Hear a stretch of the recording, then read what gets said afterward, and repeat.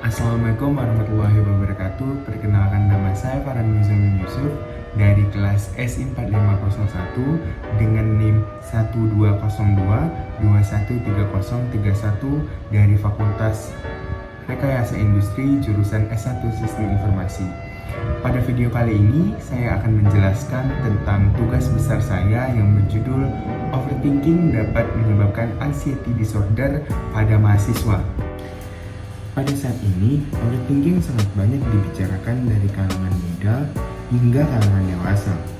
Pasti rasanya semua orang pernah kan mengalami yang namanya overthinking. Namun, overthinking yang terlalu berlebihan juga bisa menyebabkan penurunan pada kesehatan tubuh kita. Seperti contohnya pada video TikTok di samping ini, ada seorang wanita yang terkena penyakit jantung, mah, dan darah rendah dikarenakan overthinking. Dan ada juga seorang pria yang didiagnosis mengalami anxiety disorder pada saat ia sedang di perkuliahan, yang juga disebabkan karena overthinking. Dari dua contoh tersebut, rata-rata yang sering mengalami overthinking adalah para mahasiswa. Jadi untuk mengetahui lebih lanjut terkait overthinking, mari kita lanjut ke pembahasan. Sebelum masuk pembahasan, ada baiknya saya menjelaskan apa-apa saja topik yang akan kita bahas pada video kali ini. Jadi topik yang akan kita bahas yang pertama adalah pengertian dari overthinking, yang kedua ada pengertian dari anxiety dan anxiety disorder, yang ketiga ada dampak overthinking terhadap para mahasiswa, yang keempat ada overthinking menyebabkan anxiety disorder pada mahasiswa, yang kelima ada dampak anxiety disorder pada mahasiswa, dan yang terakhir adalah bagaimana cara pencegahan overthinking pada seorang mahasiswa. Oke, kita masuk ke pembahasan. Yang pertama adalah what is the meaning of overthinking? Apa sih overthinking itu? Pada tahu nggak sih overthinking itu apa? Sini biar aku jelasin. Overthinking adalah istilah untuk perilaku memikirkan segala sesuatu secara berlebihan. Hal ini bisa dipicu dengan adanya kekhawatiran akan suatu hal, mulai dari masalah sepele dalam kehidupan sehari-hari, masalah besar, hingga trauma di masa lalu yang membuat kamu tidak bisa berhenti memikirkannya. Pada sebagian orang, berpikir lebih dari satu kali merupakan hal yang baik, karena dapat dianggap bahwa individu tersebut merencanakan segala kemungkinan yang akan terjadi dengan sangat baik. Namun, tidak memungkiri adanya dampak negatif yang ditimbulkan dari overthinking. Salah satunya ialah dapat membuang-buang energi karena memikirkan sesuatu dengan cara yang berlebihan, baik secara mental maupun secara fisik, akan merasa lelah karena overthinking sehingga mempengaruhi produktivitas individu tersebut. Oke, next ada anxiety and anxiety disorder. What is the meaning of anxiety? What is the meaning of anxiety disorder? Pada tahu nggak sih apa arti dari anxiety dan anxiety disorder? Jadi, anxiety atau bahasa Indonesianya kecemasan adalah salah satu bentuk emosi atau individu yang berkenaan dengan adanya rasa terancam oleh sesuatu. Biasanya dengan objek ancaman yang tidak begitu jelas, seperti pikiran. Selain itu, gangguan kecemasan atau dalam bahasa Inggrisnya adalah anxiety disorder adalah sindrom psikiatris klinis di mana masalah kecemasan sangat kuat, dapat diamati dan menjadi simptom prinsipil. Kecemasan ini dapat tertutup dan dikurangi oleh proses-proses lain seperti yang terdapat pada beberapa gangguan tingkah laku lainnya. Next, kita lanjut ke topik berikutnya, yaitu dampak dari overthinking terhadap mahasiswa. Biasanya mahasiswa overthinking selalu berisi tentang hubungan dengan masa lalu, yaitu bayangan tentang kejadian silam yang dulu, kesalahan yang disesali, juga kekhawatiran tentang masa depan atau hal yang belum terjadi, misalnya terkait nilai, atau terkait dengan perkuliahan, terkait dengan pertemanan atau percintaan. Overthinking juga merupakan salah satu bentuk psikologial disorder atau gangguan psikologi. Karena saat seorang mengalami overthinking, maka gejala yang terjadi juga erat kaitannya dengan dunia psikologi. Banyak sekali dampak yang ditimbulkan dari overthinking kepada mahasiswa, yaitu yang pertama ada menghambat aktivitas sehari-hari. Selain membuang waktu, memikirkan sesuatu secara berulang-ulang membuat energi kita menjadi ikut terkuras dan tubuh juga merasa lelah. Sehingga overthinking biasanya membuat seorang sampai di titik insomnia. Ketika terbiasa insomnia pada pekerjaan maupun mengerjakan tugas, yang akan dilakukan pasti akan terhambat atau tertunda, bahkan tidak terlaksana dengan baik. Next ada penurunan performa diri. Overthinking akan membuat menjadi sulit untuk berkonsentrasi, tidak fokus dalam memecahkan masalah, dan bahkan kesulitan berkomunikasi dengan orang lain. Next ada membuat emosi menjadi tidak stabil. Kebiasaan overthinking justru bisa membuat kesulitan untuk mengontrol emosi. Seorang yang overthinking cenderung tidak mampu mengendalikan amarah, mudah panik, insecure, bahkan memiliki pemikiran dan perilaku yang aneh. Next ada mengalami gangguan kesehatan. Selain berdampak pada kesehatan mental, overthinking juga berpengaruh pada kesehatan fisik.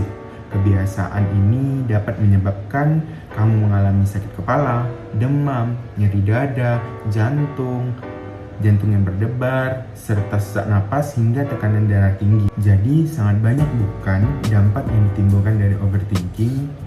Next kita lanjut ke overthinking dapat menyebabkan anxiety disorder pada mahasiswa. Pada dasarnya overthinking pasti membuat gangguan kecemasan karena kita memikirkan hal yang berlebihan sebagai suatu reaksi seorang yang lahir dari berbagai keadaan. Karena terlalu sering memikirkan hal tersebut, tumbuhlah sebuah kecemasan yang berlebihan atau bisa disebut dengan gangguan kecemasan. Kecemasan merupakan reaksi normal terhadap peristiwa atau situasi-situasi tertentu yang sangat menekan dan berpengaruh pada kehidupan seorang. Kecemasan dapat muncul dengan sendirinya atau bergabung dengan gejala-gejala gangguan emosi lainnya. Adapun macam-macam gangguan kecemasan di dalam dunia psikologi, gangguan kecemasan dibagi menjadi beberapa jenis. Di antaranya yaitu kecemasan sosial. Kecemasan sosial merupakan gangguan kecemasan yang sering terjadi pada seseorang yang tidak percaya diri.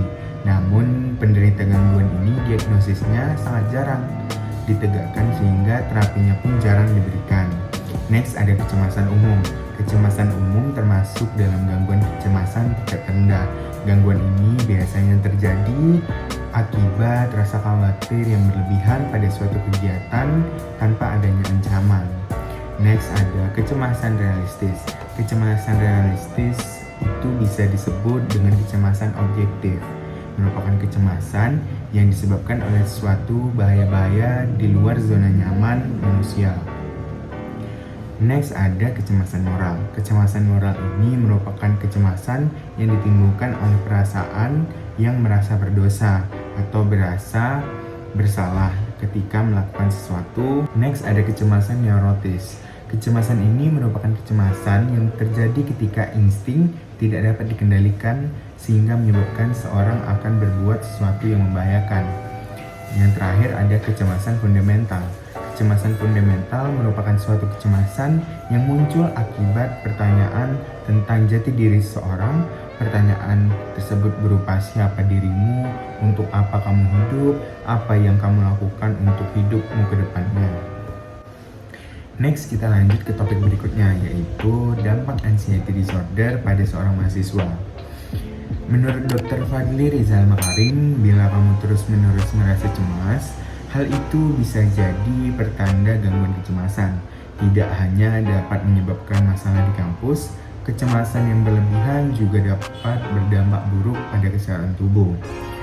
Pada kasus gangguan kecemasan yang berlebihan dan terus-menerus menyebabkan dampak buruk pada kesehatan bagi mahasiswa, yaitu mengganggu sistem saraf pusat. Kecemasan jangka panjang dan serangan panik biasanya dialami oleh orang dengan gangguan kecemasan yang dapat menyebabkan otak melepas hormon secara teratur. Kondisi ini meningkatkan frekuensi munculnya gejala seperti sakit kepala, pusing, dan depresi. Menyebabkan masalah pencernaan. Kecemasan juga bisa mempengaruhi sistem ekskresi dan pencernaan kamu.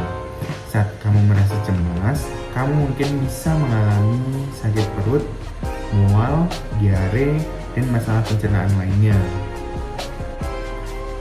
Next, ada melemahkan sistem imun tubuh.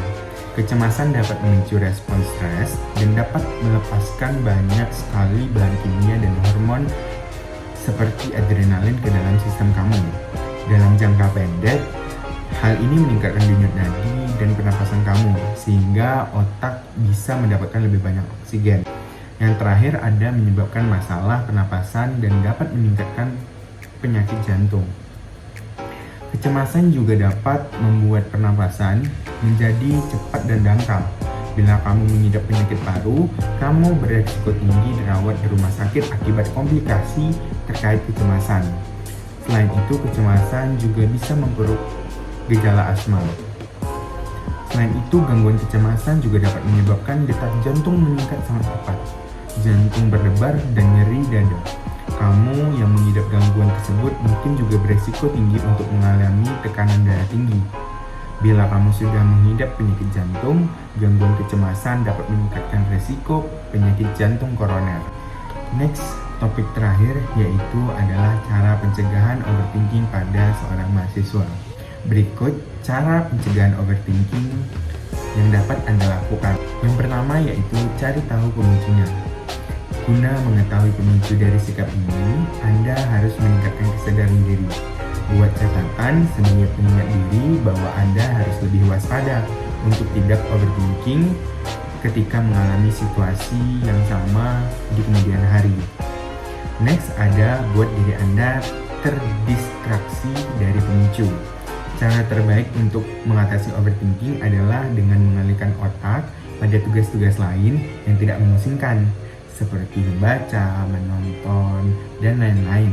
Ini bertujuan agar otak tidak fokus pada pemicu dan Anda bisa mengerem diri dari sikap overthinking. Next, ada tetapkan batas waktu untuk diri Anda untuk mengambil keputusan. Cara yang paling mudah untuk mengatasi overthinking adalah dengan menetapkan batas waktu bagi diri Anda untuk berpikir dan kapan Anda sudah harus menetapkan suatu keputusan bagi diri Anda. Next, ada perbanyak ambil tindakan. Cara menghilangkan overthinking ini memang yang paling penting sekaligus mungkin yang paling sulit. Namun, jika Anda ingin mengubah hidup Anda perlu mengambil tindakan sekarang juga. Next, yang terakhir yaitu jangan biarkan diri Anda tenggelam dalam penyesalan. Orang yang overthinking kerap kali tenggelam dalam penyesalan ketika salah mengambil keputusan. Ketimbang Anda menyesal dan tenggelam pada kondisi tersebut, akan lebih baik jika Anda move on, cobalah untuk belajar dari kesalahan dan menjadikannya sebagai refleksi diri, agar Anda tidak salah lagi mengambil keputusan di kemudian hari. Jadi, sangat penting bagi kita untuk mengetahui tentang overthinking, dari pengertian hingga penyebab terjadinya anxiety disorder yang disebabkan oleh overthinking. Dengan memahami dan menerapkan beberapa cara sebelumnya, maka kita bisa mencegah serta menghilangkan rasa overthinking yang ada pada diri kita sendiri dan juga membuat diri kita menjadi lebih sehat lagi. Sekian dari saya, bila ada kesalahan dan salah kata mohon